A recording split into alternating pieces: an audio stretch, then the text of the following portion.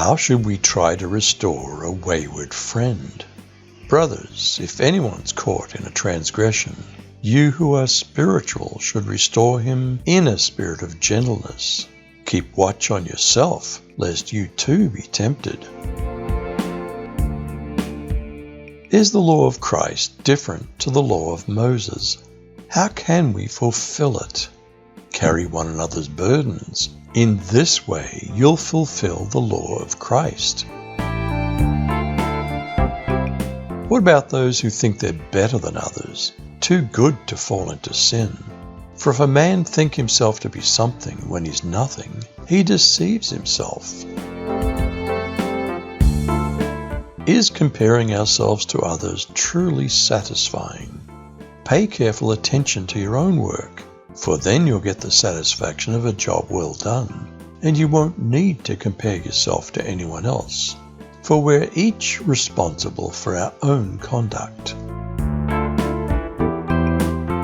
Should we share with our teachers?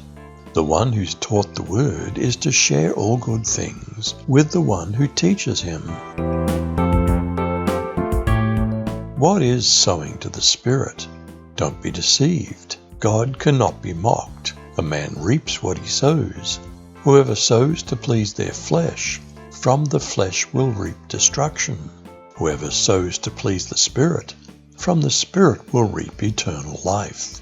Let's not become weary in doing good, for at the proper time we'll reap a harvest if we don't give up. Therefore, as we have opportunity, let's do good to all people, especially to those who belong to the family of believers.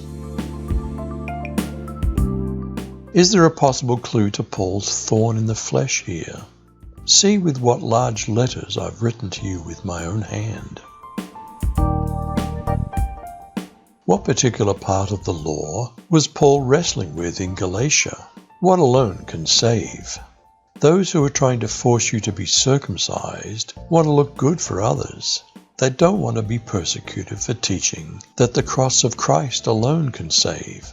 And even those who advocate circumcision don't keep the whole law themselves. They only want you to be circumcised so they can boast about it and claim you as their disciples. What did Paul want to boast about? But as for me, God forbid that I should boast about anything except for the cross of our Lord Jesus Christ. The world's been crucified to me through him, and I've been crucified to the world. What really matters? It doesn't matter if you're circumcised or not. All that matters is that you're a new person. If you follow this rule, you'll belong to God's true people. God will treat you with undeserved kindness and will bless you with peace. Had Paul had quite enough of such talk? From now on, let no one cause me trouble, for I bear on my body the marks of Jesus. The grace of our Lord Jesus Christ be with your spirit, brothers. Amen.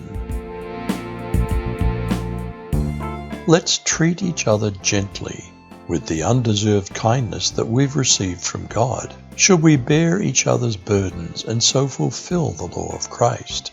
You decide.